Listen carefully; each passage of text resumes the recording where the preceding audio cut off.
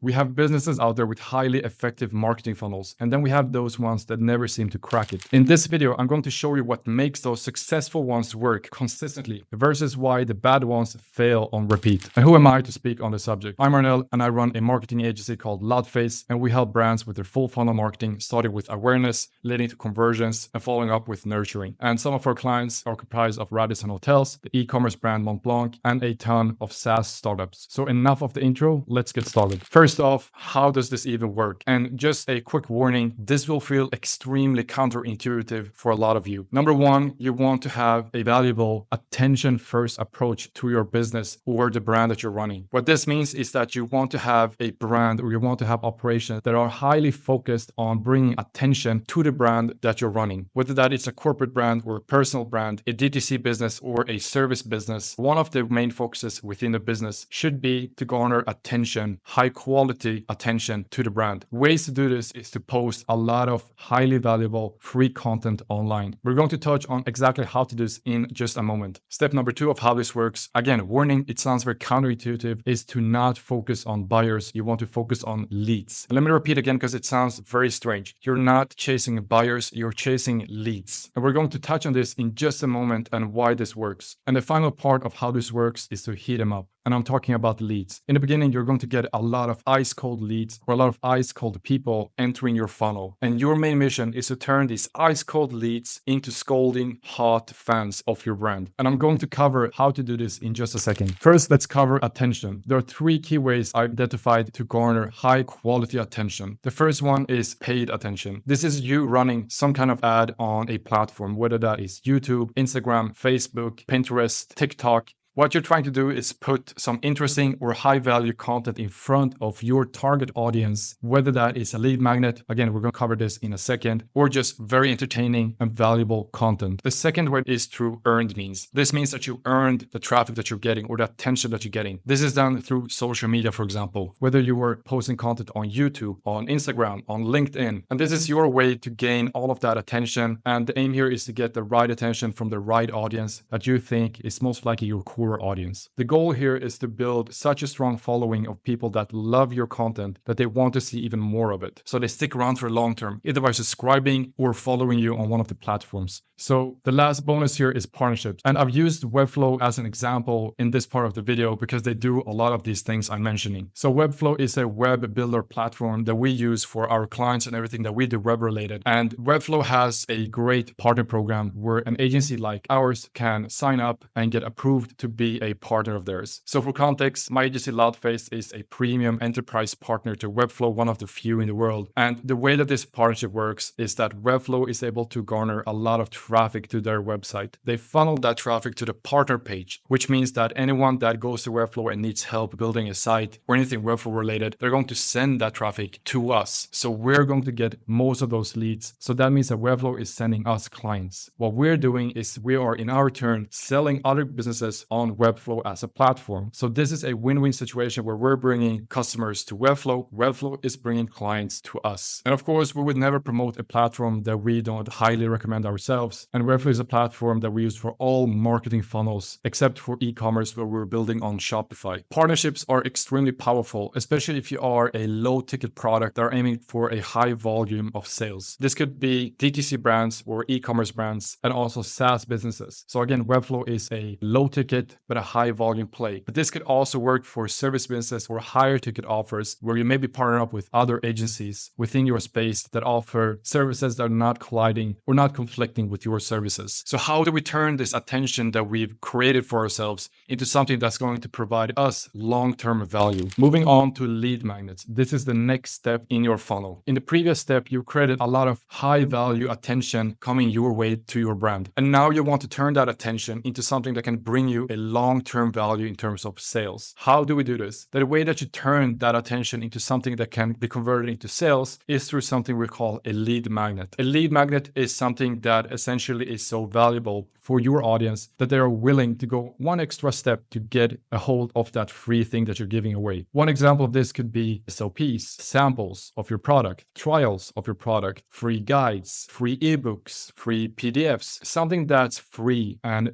very valuable for your audience to the point where they don't see a reason for why they shouldn't click on it and get the free thing. The example we have here on screen, where they're basically advertising a free ebook where they say transform your website into a powerful growth machine and download free ebook. They're essentially giving away a free ebook outlining steps or tactics on how to turn a website into a marketing machine. Now, for anyone that's running an online business and strive to make that business even more successful, this could be a great lead magnet for them to click on it. If I find it valuable, I'll click on it. If not, I will just continue scrolling. But we're focusing on the ones that do click. When I click on this, they're going to take me to another step, and I'm going to cover that in just a moment. Another way that you can turn your audience or your attention into something that's going to be valuable long-term for you is partnerships. Now, this is just a bonus to this segment of the video, but partnerships is something that could be seen as a lead magnet if you're offering an affiliate program or referral program. So again, taking Webflow as an example, they are running their partnership program very strong and they're pushing it to more agencies. An affiliate program can promise you money if you promote their product and successfully sell the product to other people. And this can be a great lead magnet because it brings in advocates of your brand that's going to multiply the voice outwards and bring in more leads and more attention to you. It's not really a pure lead magnet. We're going to focus on the free stuff because that's what we call a pure lead magnet. Partnerships is a bonus I just want to include here just to get creativity going. So how do we turn this lead magnet from just being us giving away free stuff to something where we get something in return that's going to provide us long-term value and sales? Moving on to the next step, which is the landing page. Let's take Webflow as an example again. After we click on that ad, and again, it doesn't have to be the ad. It could be a social media post. It could be something else where you can embed a link or send someone a link. After I click that link to get my free thing that they promised me, they take me to a landing page. And the purpose of this landing page is just to say, hey, where should I send this free thing? Where they ask you for your email address. So the only thing that they are requesting you to do is input your email address so they can send you this free thing they've promised you in exchange for your email. What happens here is a very fair exchange where they're giving you your email, which you can add to your email list so you can contact them down the line. We're going to cover the next part in just a second. And they're getting the free thing that they requested from you. Super simple. You give email, I give free stuff. Very important to keep this landing page super simple. They've landed on this landing page for just one purpose, and that's to get the free thing that you've promised them. You're not aiming to downsell, upsell, cross-sell, or promote anything else on the landing page. When they've submitted their email, just keep it simple. Just provide them with the free thing they requested. Send them an email containing this free thing. Don't overcomplicate it. The bonus here is a good thank you page. A good thank you page is going to reassure that they did the right choice of providing their email to you. You can do this in many different ways by just showing maybe testimonials of people that are going through the same email newsletter, who received the same resource or same lead magnet, or just general testimonials talking about your business and the trustworthiness of your business. A good thank you page can be used for a lot of things. You can also brief them on more information. You can collect more information from them. They've already given you their email and you've given them the free stuff. It's okay to ask for more stuff on this thank you page as long as you keep it fair and you keep it reasonable. So we've gotten a lot of attention. We put up a lead magnet where we've gotten people's emails through this landing page. So what happens after this? So this is where you start warming up and nurturing these leads. If you remember previously, heat them up. You want to turn these leads from ice cold people and contacts in your funnel to scalding hot fans of your brand or your content. How do I do this? First off, you have their email address. Make sure to set up a great email newsletter or some kind of sequence where you prepared a lot of value in these newsletters and just send them on a regular basis, daily or weekly. Another way that you can do this is through your content, whether that is on YouTube, TikTok, Instagram, LinkedIn, wherever you have your platform where your audience is congregated. You want to provide the best value, the best content on that platform just to heat them up over time. And the main part, I will cover this again in just a moment, is to make these people like you. And another bonus is physical events. Physical events are bar none the most powerful way to build trust from an audience, but it's also the most difficult to execute on. And of course, there's a big difference between sending an email and setting up a full-on physical event. Natural question at this point is, so we're doing all of this work, how do we turn these people into someone that purchases our product? The way that you do it is you make them like you and trust you. So again, value heavy communication. Give them a ton of free, valuable stuff where they're becoming fans of your content and almost demand that you post and give even more. And you want to keep this value flywheel just spinning, where you're providing more and more free valuable content. And the way that you can do this is posting on YouTube, Instagram, TikTok, LinkedIn, a newsletter. Wherever you have these people's direct attention, that's where you want to post it. And again, the main goal of doing all of this work is to turn this audience from ice cold to scalding hot leads. Now, how do we turn this scalding hot audience into customers? First off, you have to understand the timing and segmentation of your audience. Someone that's entered your funnel just today should not be receiving the same communication as someone that's been in your funnel for a year. You have to understand where in your funnel they are so you can segment them and customize the offering to them. As a business, you have to understand if your offer is low or high ticket, and you want to have continual engagement, meaning that when someone has made a purchase,